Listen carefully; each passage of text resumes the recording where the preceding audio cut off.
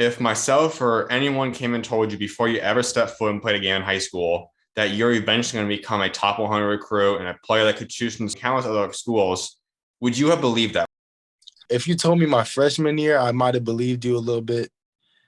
But I'd say if you told me my junior year where I was hurt and I was sitting out and stuff like that, I wouldn't have believed you at all. Like freshman year, I was kind of fearless.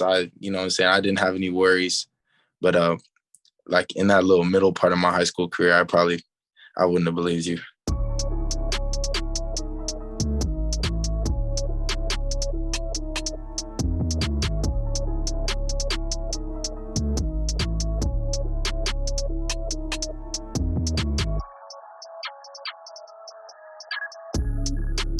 What's going on today? I'm the host, actually, Schumaker, and joining me today is 2022 McDonald's All-American nominee, 2022 Sports Illustrated All-American, a four-star recruit, the number 49 ranked player on the ESPN 100, and the 32nd highest ranked player in Ohio State history, Brice Sensabaugh. Appreciate you coming on today, man. Thank you. Thank you for having me. Absolutely. Well, you obviously are going through this high school career now. You are committed, it's all locked in. You're down just a couple more games left of your career, though. You're in the playoffs.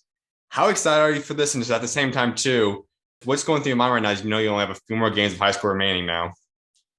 I definitely say I'm definitely not taking anything for granted, but you know, like as the season ends, you know, me and my guys, we're getting more locked in on the final task. So we're definitely taking one game at a time. And you know, as we keep moving forward, we get better every day, staying in the gym and stuff like that. So, you know, a state championship is definitely one way I'm looking to end my high school career.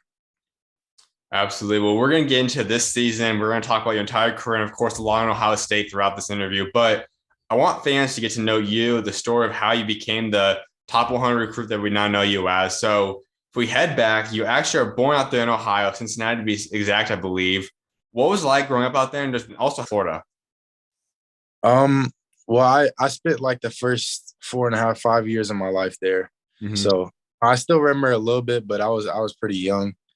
But I definitely still have a lot of family out there, and that did play a role in my commitment decision. But you know, as in terms of like when I started playing basketball, it was kind of natural. I started playing maybe, you know, 3 or 4 years old, like with the little hoop, like everybody else. But yeah, it was definitely natural. I played football, soccer, a bunch of stuff growing up. I played football and basketball for the longest, though. I quit football in like middle school, going to high school. So, you know, basketball is obviously what stuck with me. And in terms of growing up, like when I got to Florida, you know, I started getting into AAU like second grade. Mm-hmm. I actually played with Each One Teach One, the Amari Stoudemire version back then. And then, you know, I just kept growing, kept getting better. You know, like really in AAU, I wouldn't say early on, but like towards middle school and some certain teams, I spent a lot of time on the bench actually. Mm-hmm. So my development has really been, you know, a big part of my career. And, you know, I was kind of a late bloomer. And even in high school, I spent some time on the bench, especially my freshman year in AAU summer. But, you know, development was definitely big for me. Like getting better rapidly was something that was definitely important for me, my growth. That's one of the main things I want to focus in on because a lot of guys, I mean, there's a lot of guys that have had the late blooming stories. Some guys even wait until college for that to occur for them. But a lot of guys in high school, it's those guys that have been at least ranked to some degree. You see guys that might rank and fly up like 30, 40 spots over their career, but you literally went from unranked, unknown, couple offers to eventually becoming a top 50 recruit now. So going back, like you said, originally when you first started playing basketball, what caused you to fall in love with it? When was the point that you kind of started saying, you know, this isn't just another sport I play. I truly love this game. Yeah, for sure. I would definitely say like just the culture, like growing up, obviously AAU is like the hotels and out of state tournaments and like the journey, definitely something that I would say if you ask most players that have played basketball year round, is something that really like, it really sticks with you. But it's really, you can't really describe it, to be honest. It's just like a feeling that you have. But in terms of like the, coming out of nowhere stuff, I did have a couple injuries in my high school career that I had to fight through. Like I had a pretty good sophomore year after a pretty good showing at PGM my ninth grade year. And I was just kind of steadily improving then. And then towards the end of that year, I had meniscus surgery that kept me out. That one wasn't really serious. It kept me out for about 6 weeks.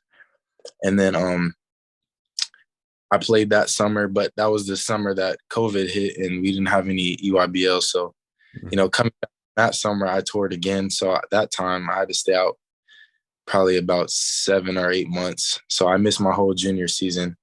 And that's what really like set me behind. Like I had to do rehab the whole time.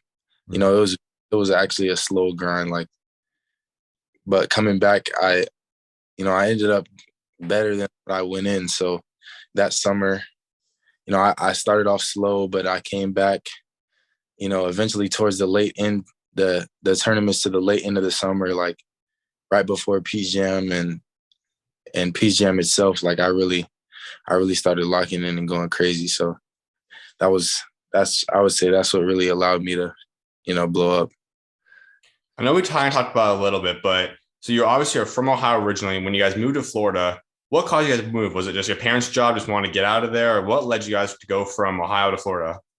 Yeah, my dad got a job down here, so that was really what it was. I know a lot of guys. I mean, you obviously see the different debates of which states are better and all that type of stuff. So when you talk about when you get out to Ohio State or whenever your name gets announced, do you claim yourself as an Ohio player? Or do you consider yourself a Florida player? I'm definitely raised in Florida. Like Mm-hmm. I think going back to Ohio, I think it's important for people to know that I did spend some of my time there, but I'm Yeah. definitely so for sure.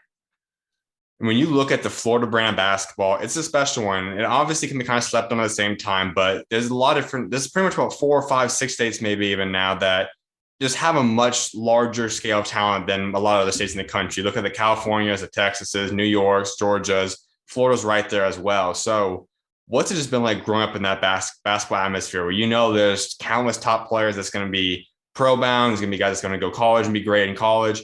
What's just like growing up in that atmosphere of basketball there? Yeah, I think it's really important. Like, I might be a little biased, but I'm gonna say Florida has the best basketball by far. Uh for me growing up here, I was always pushed. I was always really like, if I'm not, obviously it depends on the team, but if I'm not the first or second best player, I'm the worst player and I gotta get my, what I'm saying, like Mm-hmm. earn my time. I feel like, I mean, you got a chip on your shoulder every time you hit the floor, obviously, but being around players that are just as good as you and are gonna push you like that is you can't beat it. So but if I had a kid and I had a place to put him, I would definitely put him in Florida. You gave us your number one, obviously. That's Florida. So if you were to list your top 3 states in America for basketball, who are they? I would say um, California is definitely up there. Mm-hmm. I don't want to leave anyone out.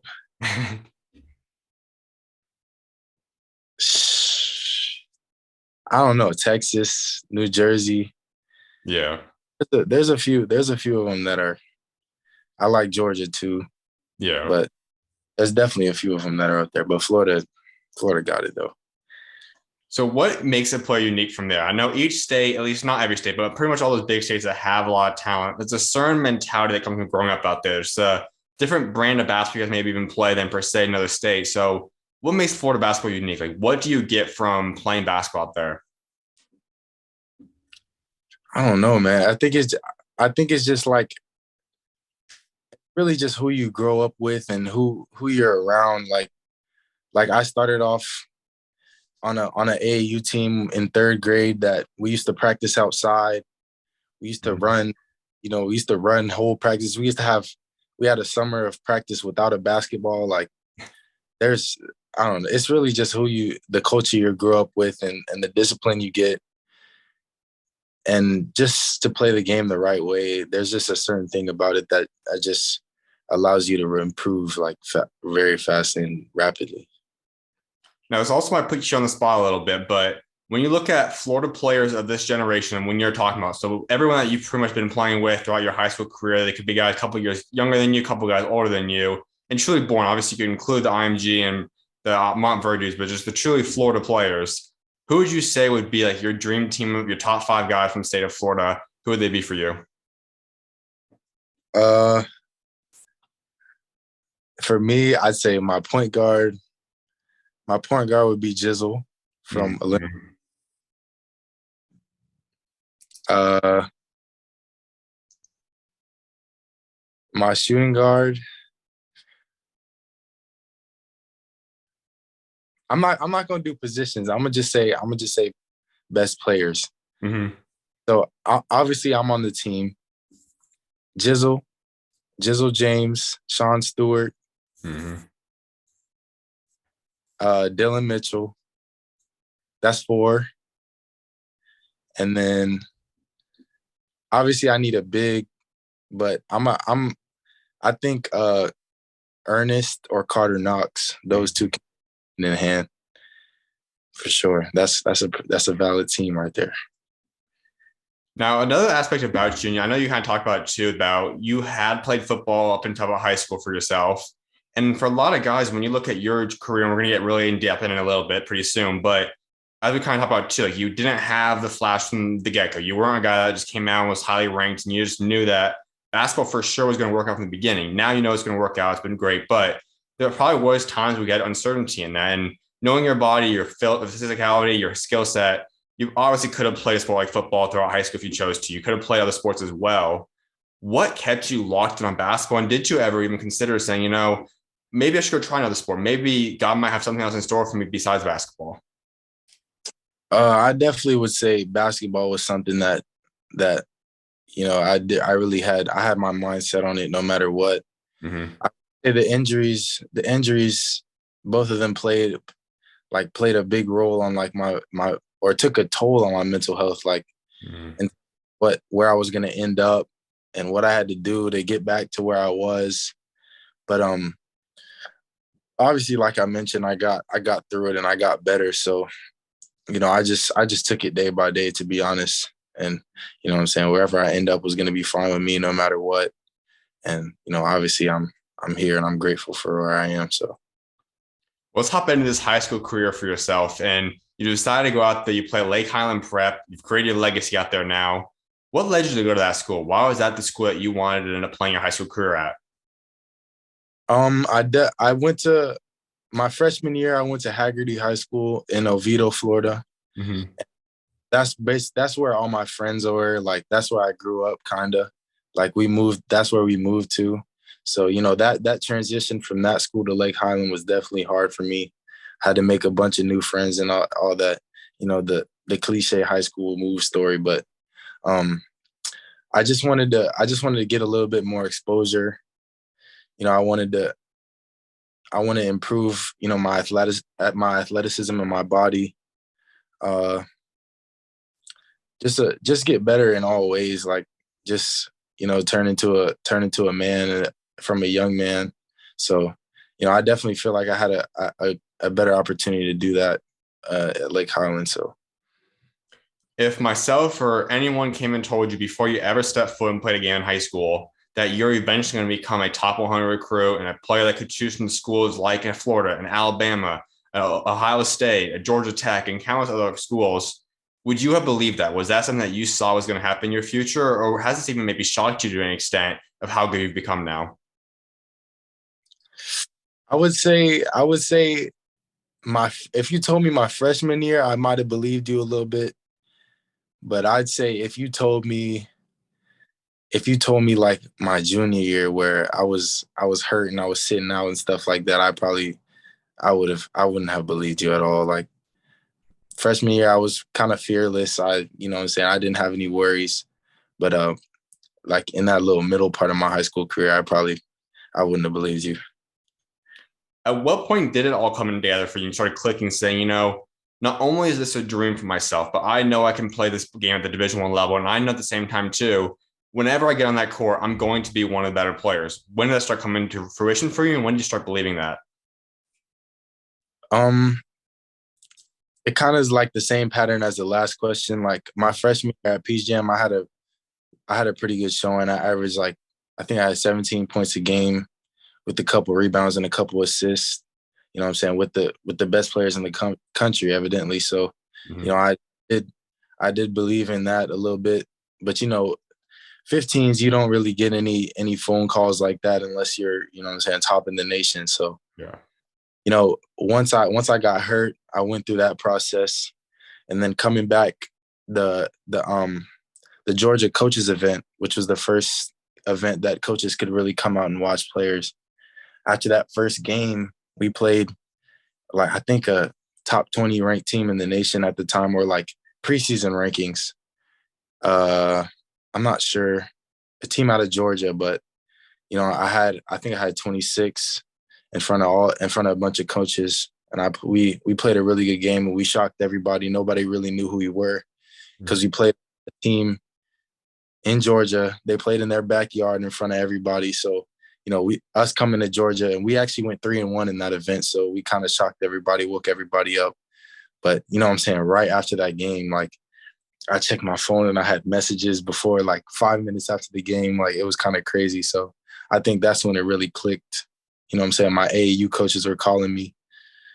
So talking about, oh, all I got all these coaches hit my phone, like, who is this guy? Where did he come from? Mm-hmm. So that's when it kind of really clicked. And I was pretty excited after that. Let's go through that sophomore season for yourself because it was a year of ups and downs for yourself. You started off, like you said, playing great, averaged 17 points a game. You were on a team that ends up making a Final Four run. And had you been there, you probably could have maybe even won a state championship that season as well. But you go throughout that season, you're playing great. The end of it obviously results in the meniscus injury we'll talk about in a second. But just take us through that sophomore season. What was that like? And just what was it feeling like for you just to be able to go out there and really start elevating your game to that level? Yeah, that Lake Highland team was really deep. Like that was probably, and in terms of moving schools, that was probably one of the best years of my life. Like it's probably what some of the most fun I've had like in a school year. You know what I'm saying? It was a grind. We woke up, worked out like 8 times a week, mornings and afternoons. But I feel like I really grew. Like that year was really big for me. You know what I'm saying? I think freshman year I played pretty good, but like going to a deep team and still being able to average, you know what I'm saying, high double figures, like close to 20 points, it was pretty good for me. But you know what I'm saying, towards the end of the year when I got hurt, I feel like that time was definitely made me grow up. Like you mentioned, missing out on the state tournament,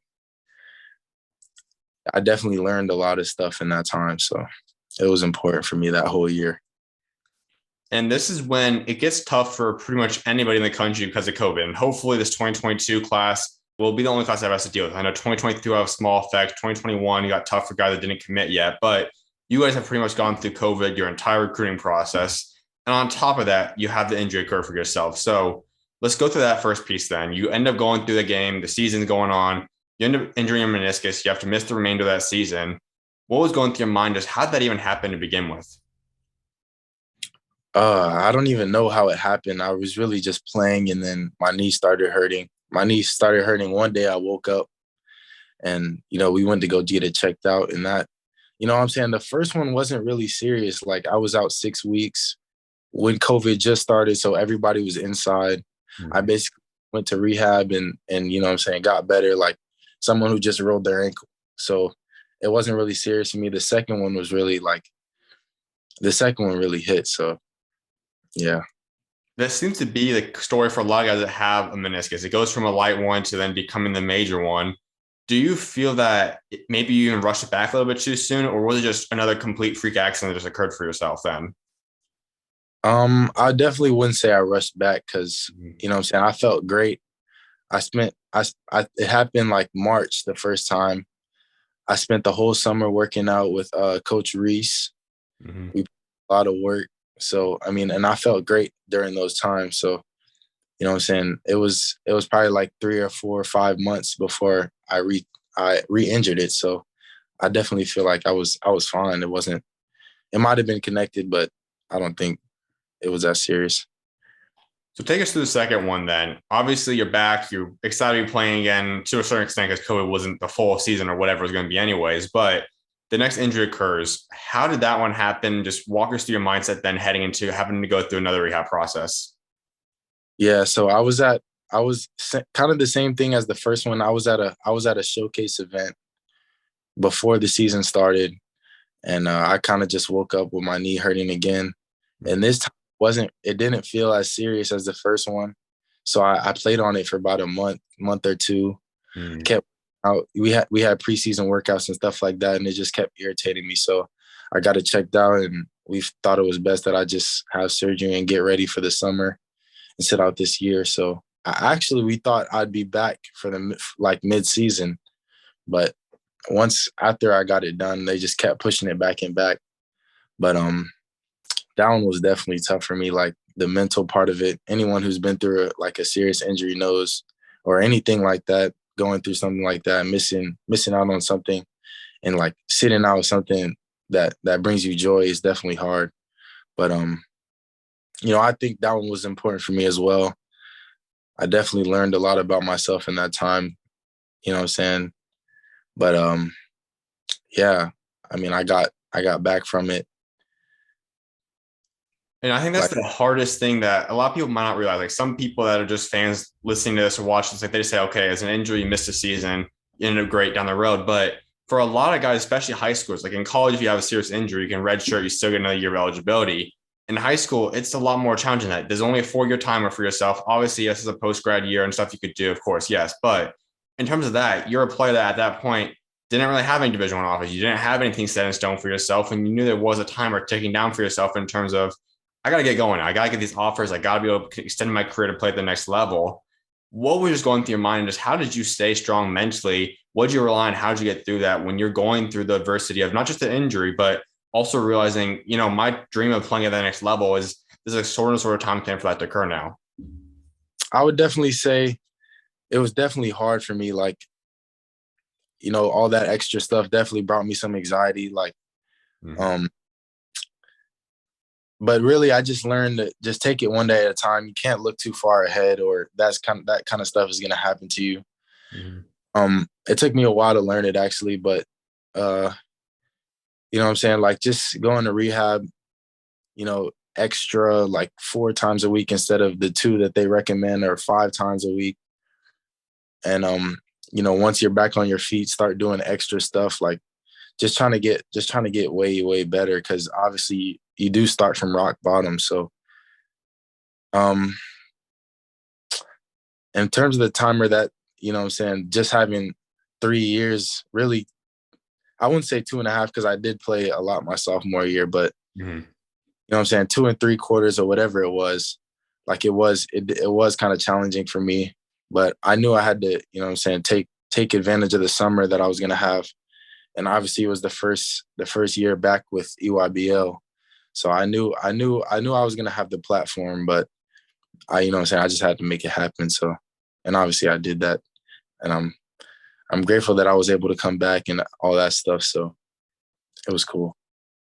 You touched on it a little bit there, and that was the aspect of obviously you knew earlier that at that point in time as a freshman, heading into the early parts of your career, like you thought you still would be fine as a player. Then, as you said, obviously after junior season, it was a little bit more. You don't know exactly what's going to happen, what will happen. So, where did you feel like you were going to be at that point? If I would have asked you a year and a half ago, whatever it was from this point in time, where were you expecting your career to go from that point? Did you still expect that you could have become a top 100 recruit that was going to go to a school like Ohio State? Did you think that, I just want a Division One offer, I might just play somewhere low major? Or did you think maybe you're going to take a post grad year? Like what was just going through your mind at that point, career outlook wise? Yeah. So I did have some mid low major, interests and offers. I had a bunch of interests. Like I had a whole bunch of interests. Me reaching out to high major coaches, because people are in my ear telling me I'm a high major player. But what I'm saying, I can't really do anything for myself right now because I'm coming back from injury. But as far as where I see myself, I definitely knew I was good, but Mhm. I just wasn't getting the return that I wanted. So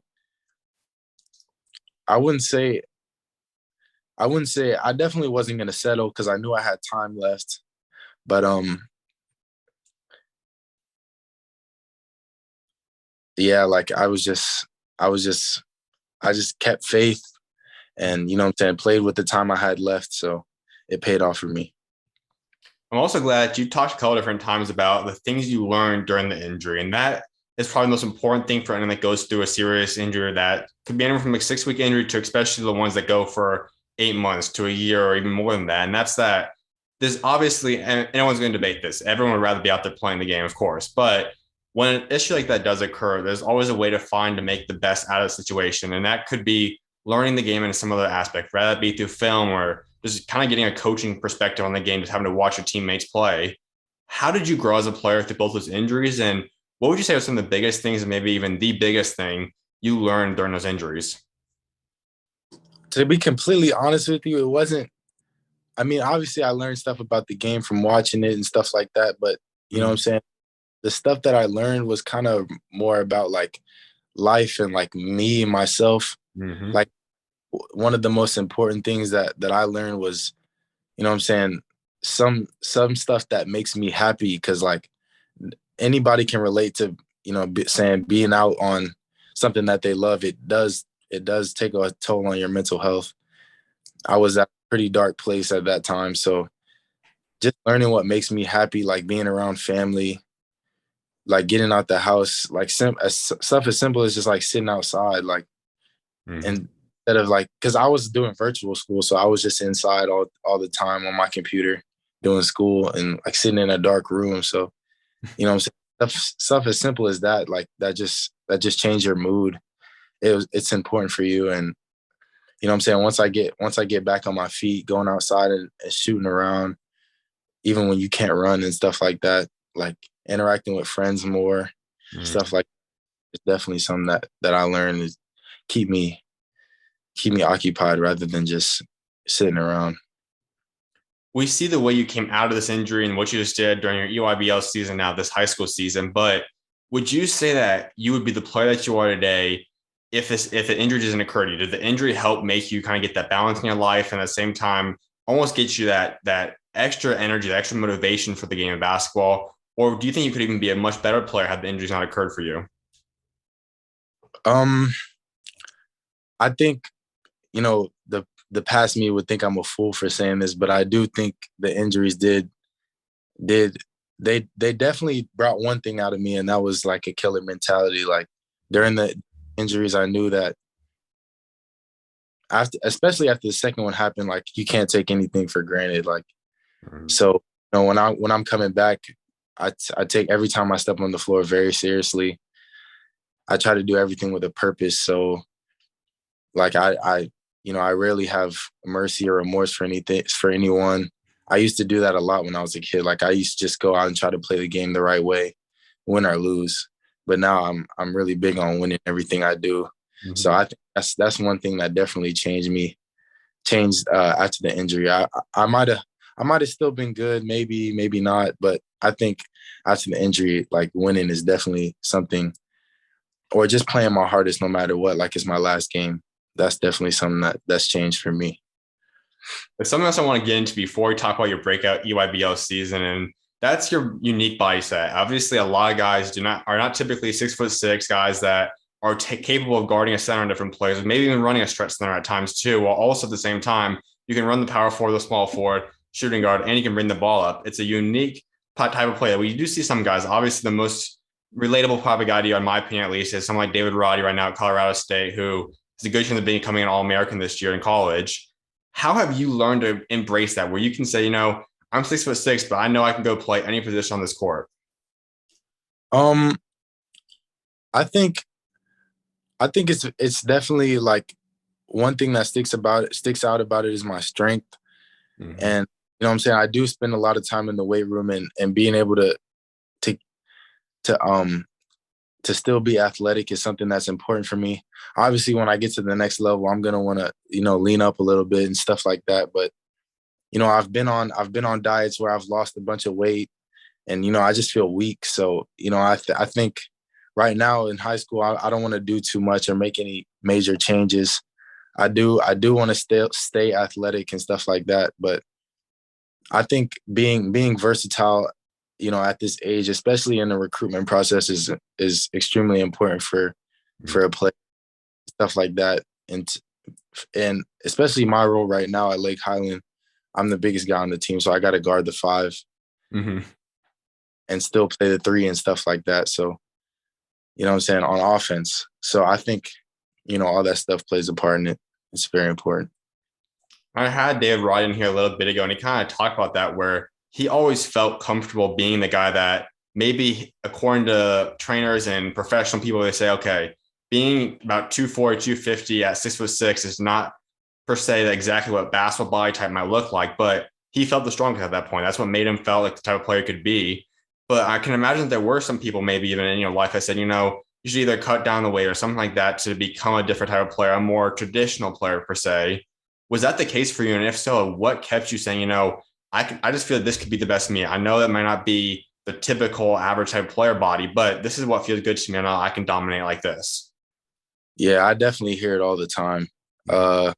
In terms of, at first when I'm ranked, when I was unranked, and what I'm saying, Reese is trying to get me on the rankings and stuff like that after I play a couple tournaments, and I show my skills, and the rankings guys are telling them, or coaches are texting them back, oh, he needs to cut weight or whatever, he needs to, what I'm saying, whatever, all that other stuff. And I completely agree with what Roddy said. Like, there's just a place and a space where you feel comfortable. Like, Mm-hmm. I would right now, for me, I wouldn't really change anything, especially being in mid-season.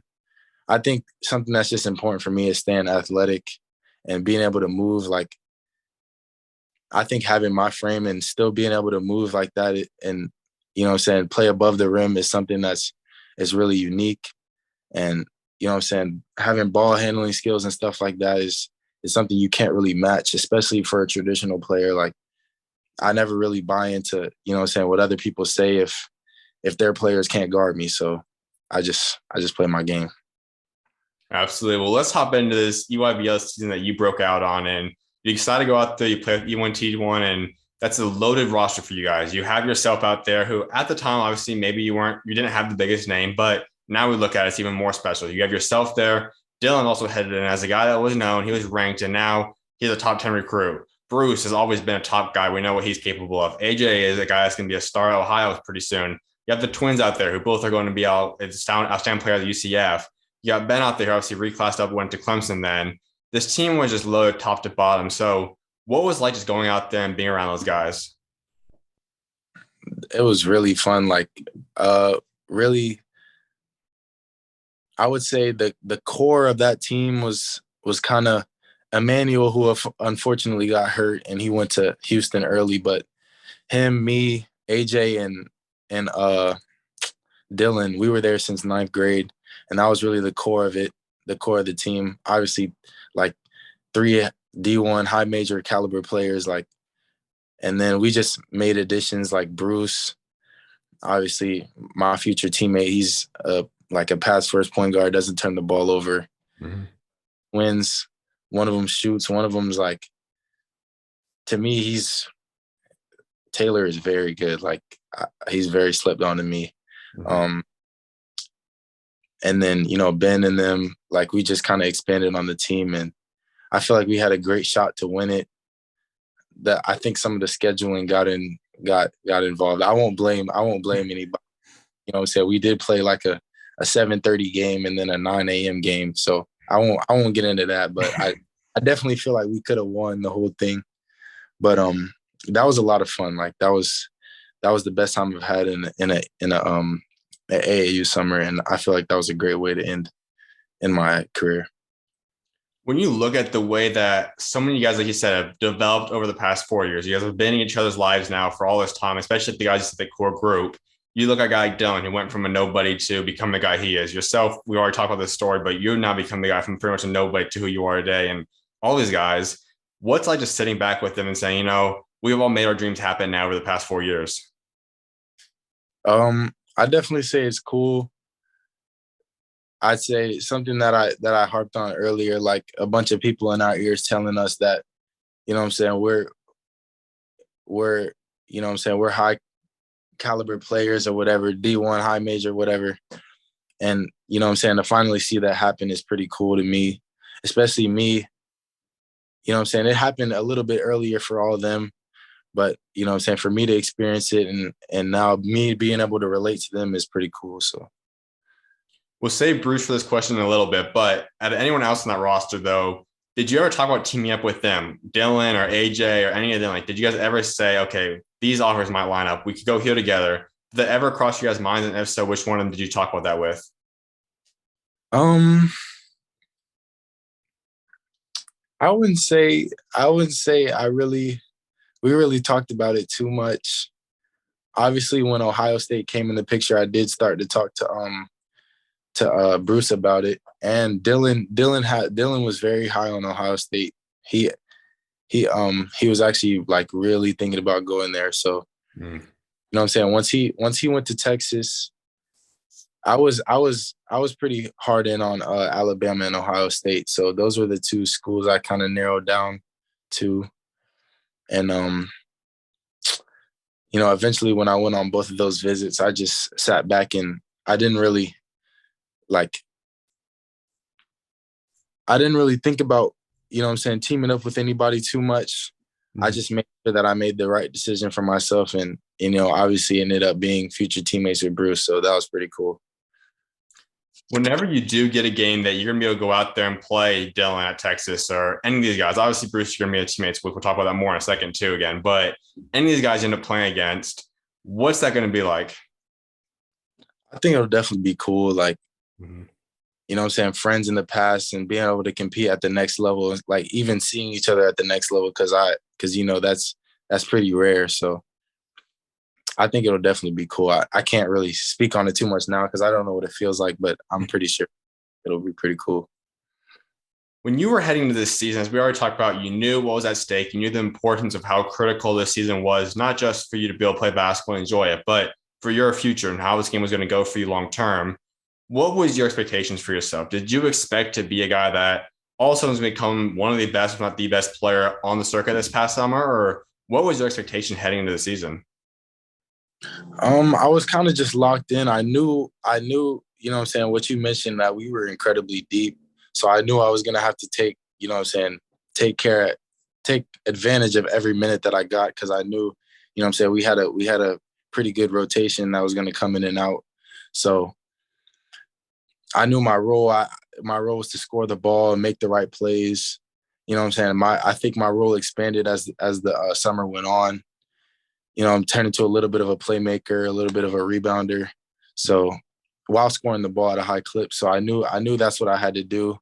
So I just made sure, you know what I'm saying, minimize my mistakes and keep my efficiency up. And I was going to stay on the floor as well as defending. Like, I think I really amped that up a lot, you know what I'm saying, in the summer. So um that was definitely my objective to, you know what I'm saying, get the ball in the basket efficiently, like without having, you know what I'm saying, ideal minutes. So Did you shock yourself with how good you did this summer and spring? um I definitely didn't shock myself. I feel like I definitely know myself how good I am and how I can actually play. But I do think the publicity that came with it was definitely more shocking than what I was doing. Like, I would say, like, when I have a good game,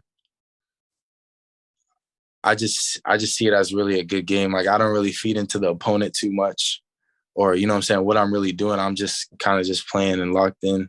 I'm not really thinking about too much outside stuff. But when the outside stuff does come, like it was pretty shocking. Like the offers and, you know what I'm saying, the communication of who I'm talking to and stuff like that is pretty cool. What was your favorite moment of this past summer and spring for you during the AEYBL season?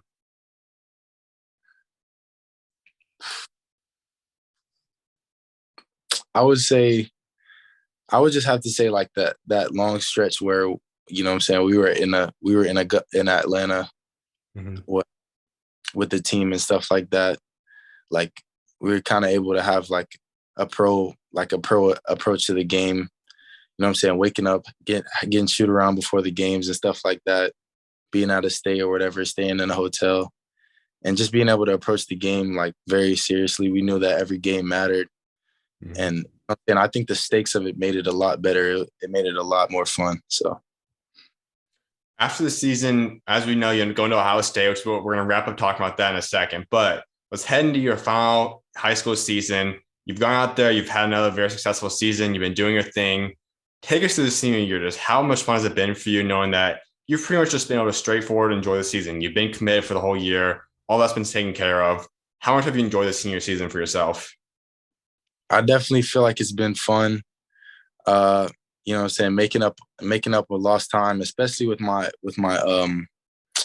high school coach, because I feel like I come to the school, I play for, you know what I'm saying, maybe 4 or 5 months under him, and then I'm out for like a year. So, you know what I'm saying, making up lost time with him and my teammates that were in the same grade as me has definitely been fun. You know what I'm saying? Obviously, staying locked in and focused on staying healthy, taking care of my body and stuff like that. So, but in terms of, you know what I'm saying, coming from the summer, playing the, you know what I'm saying, best players in the nation, and then coming back to high school, I definitely feel like, it's time to show like my city and, you know what I'm saying, everywhere around that, you know what I'm saying, what I've missed out on and stuff like that, and just being able to dominate. So that's something I've really been focused on. We discussed how talented Florida is as a state, but who would you say has been the favorite team or the favorite guy to go up against throughout your career? Like, who is the guy that you love matching up against when you see them on your schedule? Definitely Sean. I'd say that's probably one of the funnest game this year, or the most fun this game this year. I want to play Jizzle. We did play in the postseason when things were kind of low and they beat us, but you know what I'm saying? I do want to, we won't get a chance now, but I do want to play him again, but it probably won't happen. But those two are definitely, DP was fun too, but those two, like, individually, that was pretty cool.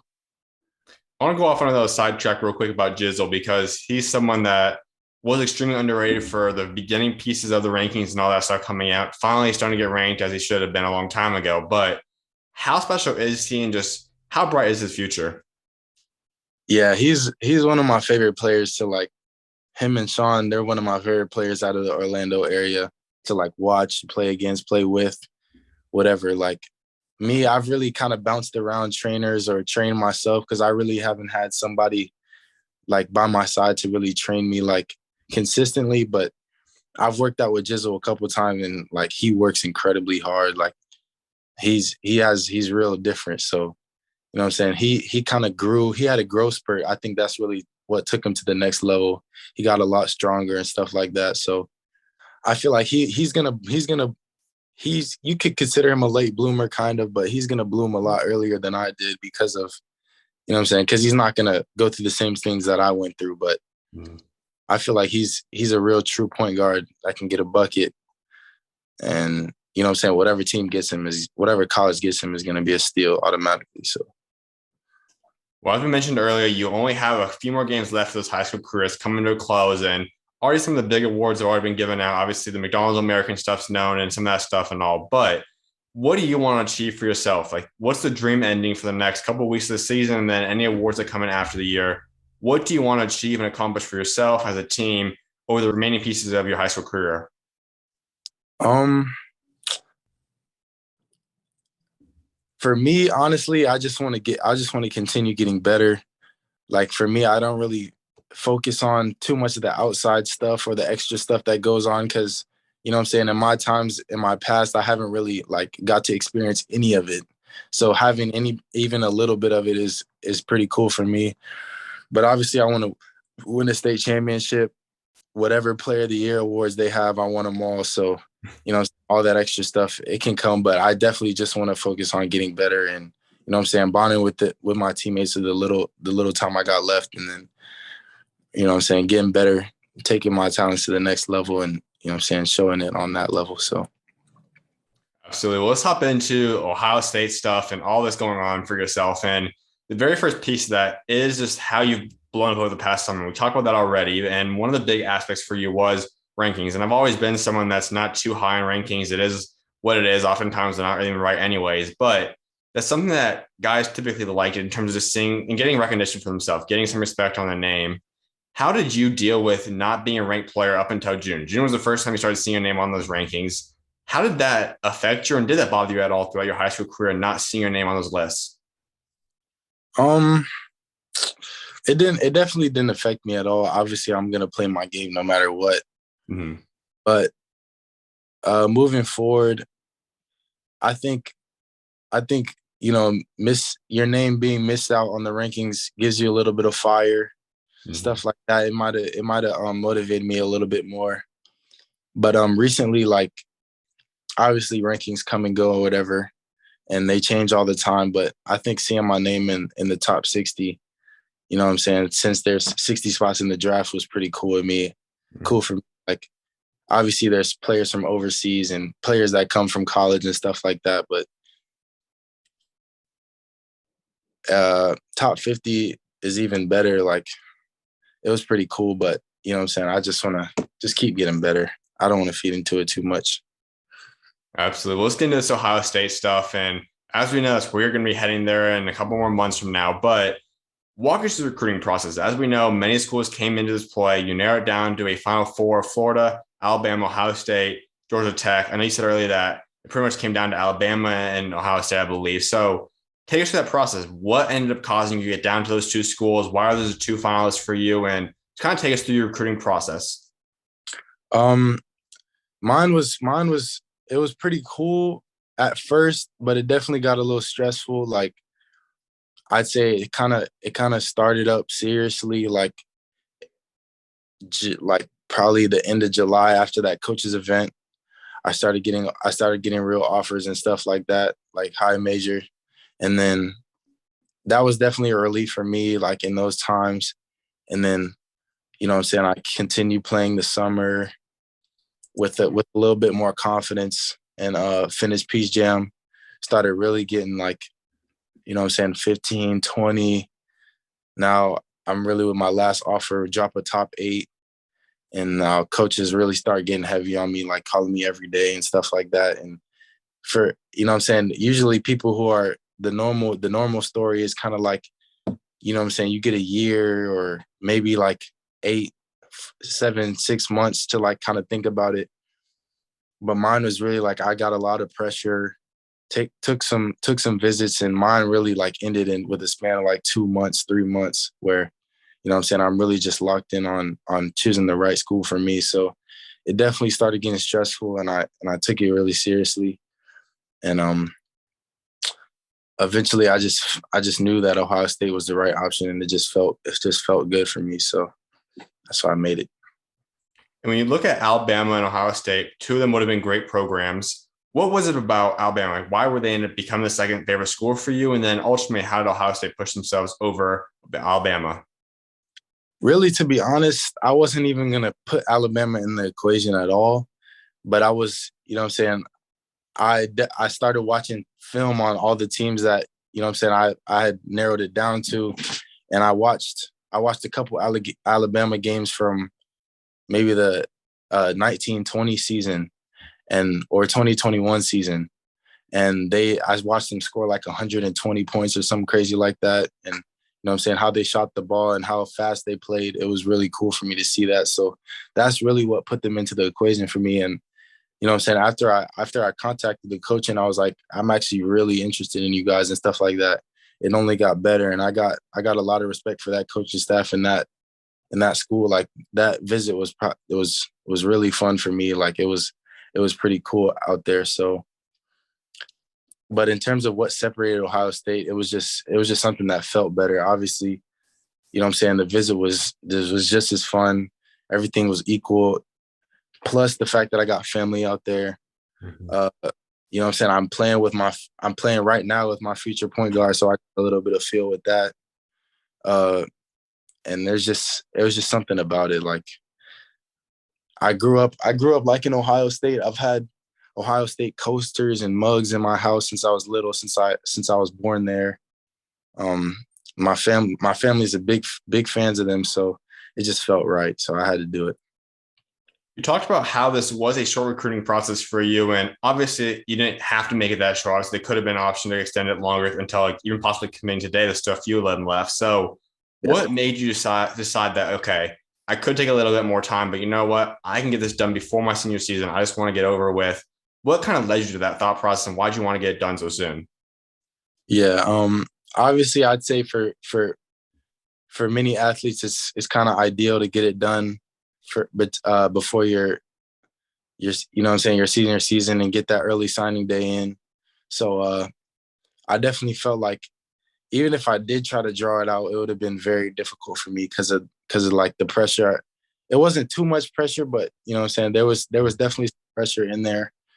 To, you know what I'm saying, to get the decision done for my family, from the coaches, and for myself even, like I just wanted to get it over with. So, you know what I'm saying, I just let it, after the visits, I kind of just let it sit for a week. And you know what I'm saying, Ohio State just kept rising in my brain and in my heart. So I just made it. When you came down to that decision, it obviously was just a couple of days right after you made your visit out there to Ohio State. So I want to go to that visit because obviously had to be special, had to make the ultimate changing point for yourself. You head out there September 18th, release that weekend. So walk us through what happened there. From the time you took foot out there in Columbus to the time you left campus, what was that visit like for yourself and your family? Um, so we got there. We obviously, Ohio State is huge. It's like it's really beautiful and everything about it is pretty cool. Mm-hmm. But I think the one thing that really stood out to me was, you know what I'm saying, the immediate relationship with the players. Like even the players that are going to be gone next year, like they were really like welcoming. And at that time, I didn't know I was going there, and they didn't either. So you know what I'm saying, with the young guys especially, like I bonded with them very quickly and very nice. Like it was pretty. They're all cool. You know what I'm saying? EJ is probably a better person than he is a player. Like, you know what I'm saying, despite the fact that he's top 20 on the draft boards, like he was cool with me. And in terms of the coaches, like I went to Coach Holtmann's house and we had like a get together. Like it was really like family oriented. You know what I'm saying? I talked to Diebler almost every day. I Mm-hmm. talked to little girls. Like it's just like a family, something that you can't really duplicate. So I think that's probably the most important thing that, you know what I'm saying, for me was. When you go to that visit, you come home then and you officially announce it publicly, at least on the 28th of September. So about 10 days after your visit out there. When did you tell the staff though? And what was their reaction when you decided ultimately for yourself, okay, I want to go play at Ohio State? How did you decide that? When was it? And then when did you end up deciding to go tell the coaches? To be honest, I really had the gut feeling ever since I left campus. Mm-hmm. You know, obviously I had the top two, Alabama and Ohio State. Alabama was kind of spurring a little bit, but Ohio State, like it was just something I felt from the time I got home. Uh, I didn't really share it with too many people. It was just kind of something that just kept drawing on me and drawing on me, and I FaceTimed the staff and I made the decision for them, and they were super excited.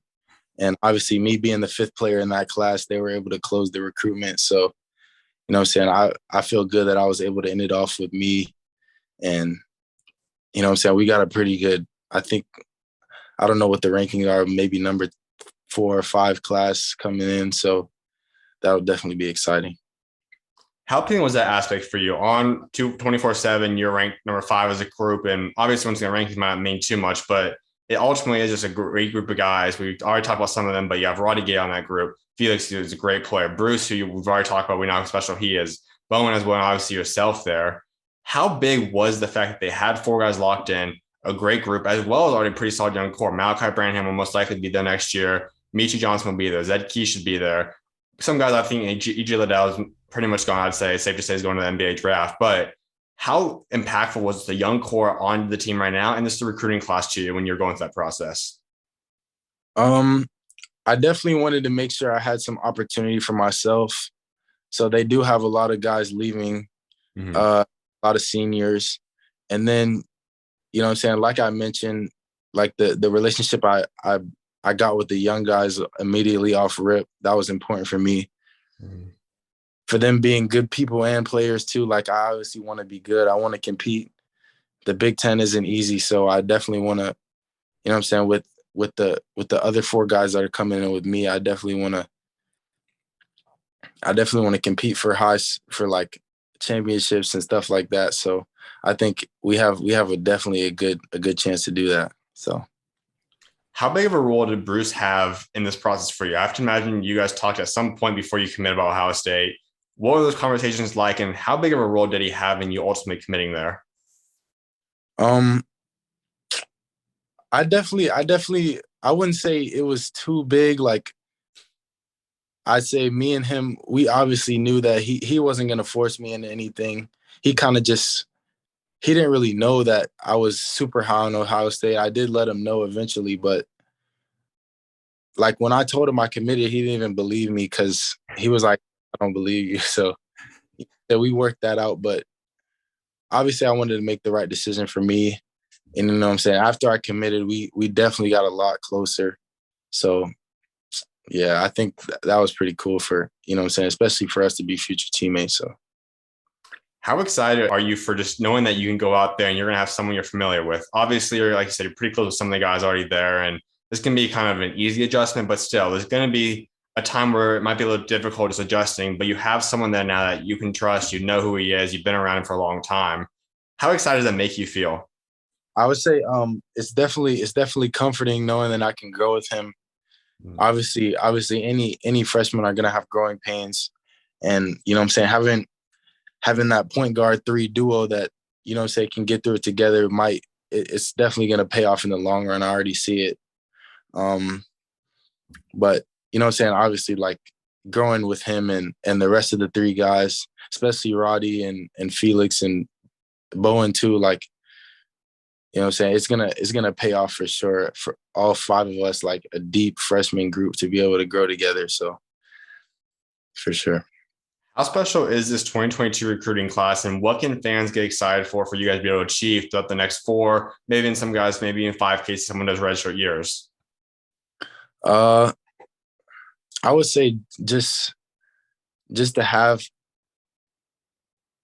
just to continue like growing. Like there's nothing really, I mean, obviously there's stuff that can go wrong, but you know what I'm saying, with the class so deep, there's really nothing that you have to worry about. We're all, you know what I'm saying, if you watch film, we all play the game the right way. We're all ready for the next level, I feel like. So, you know what I'm saying, I just feel like is once we grow, it's over with. So You talk about some of the young guys that you've already clicked with. Who are those guys, and who's some guys that you're pretty close with already on that roster? I'd say uh well, Gene was my shadow or whatever, my Mm-hmm. hope. So he was definitely, and then Michi's really cool. Like he was one of the guys too. Zed is like a ball of energy. He's pretty cool. Um, and then the older guys like Jamar, he was from Florida. He's from Florida like me, so you know what I'm saying, that was cool.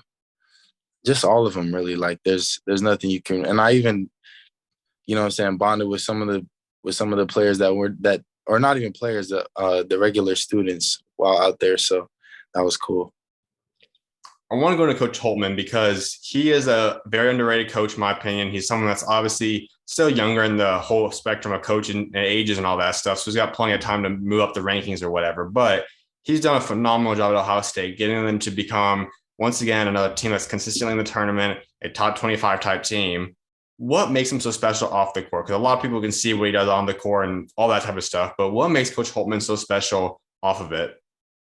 Yeah, like I mentioned earlier, like bringing me to his house, and you know what I'm saying, the whole team was there. We all had dinner together, so that was definitely cool. Like it was better than, you know what I'm saying, going out to any fancy restaurant that they could have brought me to. That was definitely cool.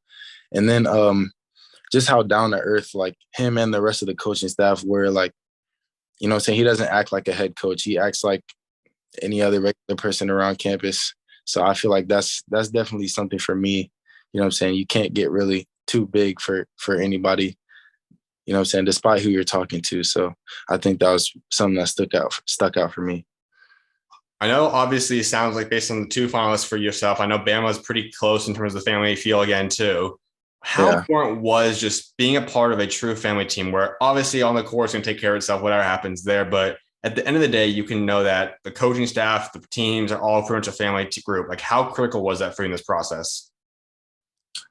It definitely was one of the, you know what I'm saying, top three things that I was looking for.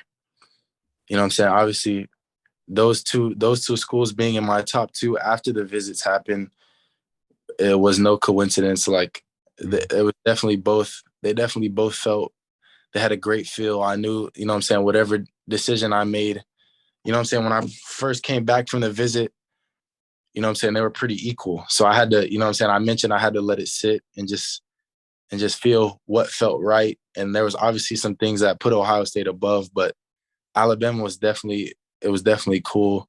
But, you know what I'm saying, the family environment of both of them, you know what I'm saying, definitely stuck out. But, you know what I'm saying, like I mentioned, we went to their house. I talked to Coach Diebler every day. So, you know what I'm saying, that was cool. What's your favorite memory that you've created so far with Coach Holtmann? Um, I don't know. Something on the visit had to be.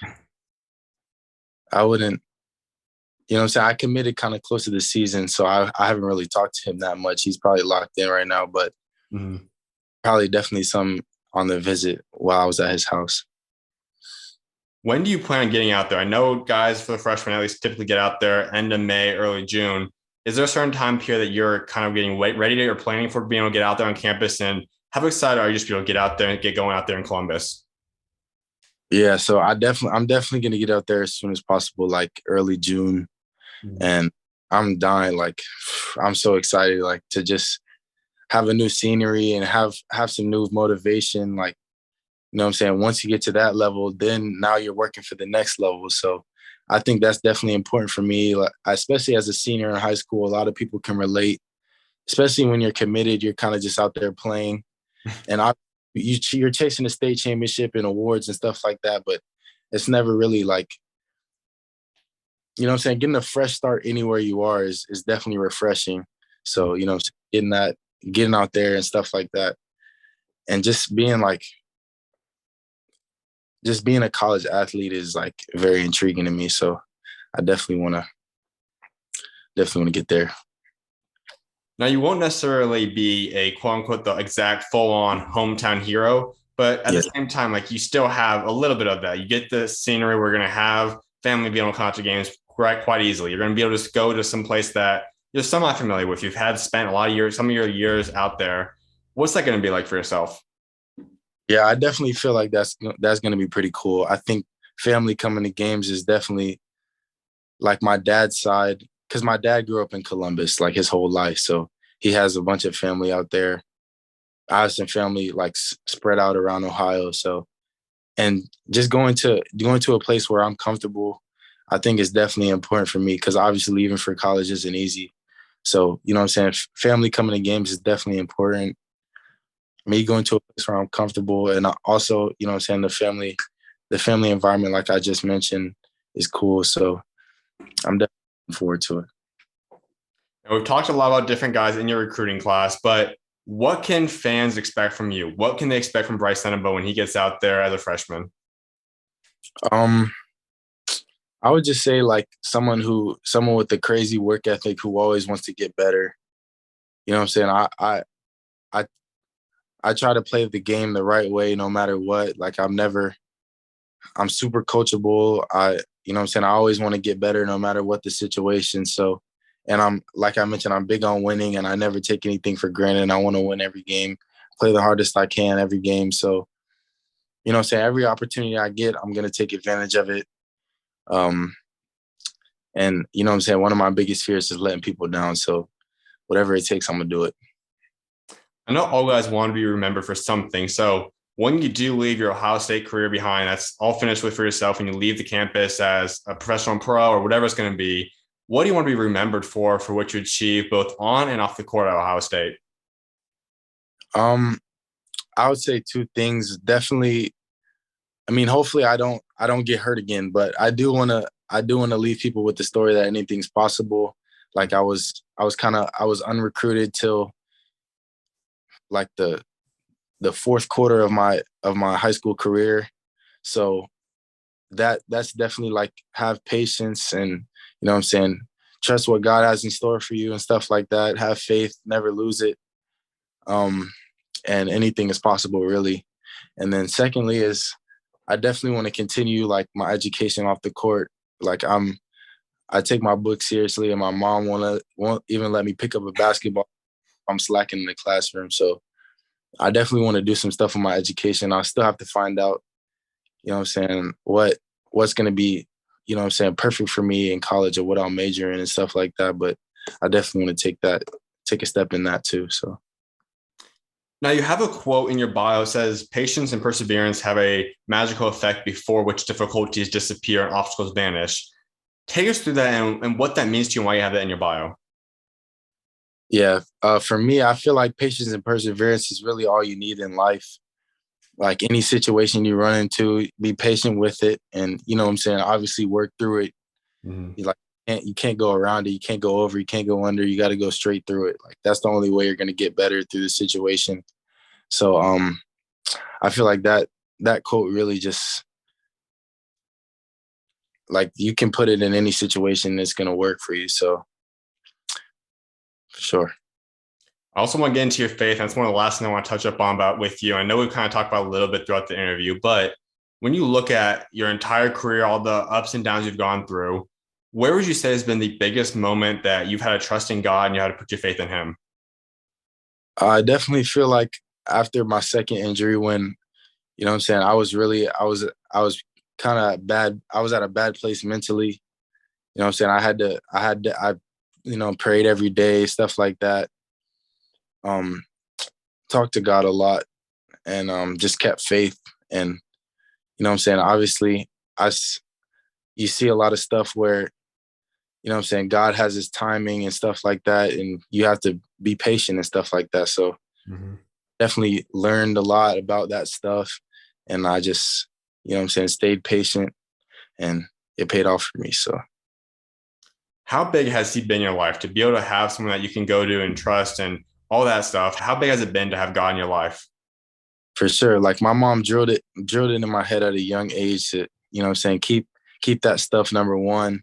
So um, what I'm saying, I've looked past it a little bit in the past, but it definitely picked back up on me, what I'm saying, here recently. And now that I'm back from it, I'm going to make sure I stay on top of it. And, what I'm saying, I still, before every game, what I'm saying, sometimes before you go to bed, and my freshman coach from Haggerty actually like sends me quotes from the Bible every day. So, what I'm saying, I have stuff like that to read over on. And, what I'm saying, just staying on top of that kind of stuff is super beneficial for you. And it what I'm saying, it always keeps you happy and stuff like that. So And you kind of just mentioned, but you kind of grew up in the Christian household. But when was the moment that you started truly forming that own bond with God? Like, when was that point that you said, okay, my family's kind of brought it on me. I know what it is, but I actually want to start this own relationship with me and God. How did that first start for you? And when was that for you? um, what I'm saying, as I got older and I started maturing, I definitely learned like, what I'm saying, any conversation with God is important. And what I'm saying, the conversation doesn't have to be perfect, but you definitely want to you definitely like, no matter the situation, no matter the time, you always want to I mean, at least I always want to talk to him and at least get a small message or a long message through to him. Like anything works at all times. So I definitely take care of that now more often than I did when I was like younger. So Absolutely, man. Well, my final thing for you, give Ohio State fans your three biggest goals that you have set for your Ohio State career. I don't know. I really don't think that far ahead, but I would say I'll just throw something out there. Uh, I eventually want to be a Big Ten Player of the Year, a Big Ten championship, and a national championship. Absolutely, man. Well, Brice, I definitely am excited to see how you wrap the remainder of your high school career. Best luck with that. I'm excited to see what you do out there throughout your Ohio State career, man, and I appreciate you coming on today. Thank you. Thank you for having me. Of course. Well, come on, man. God bless. All right. You too, bro.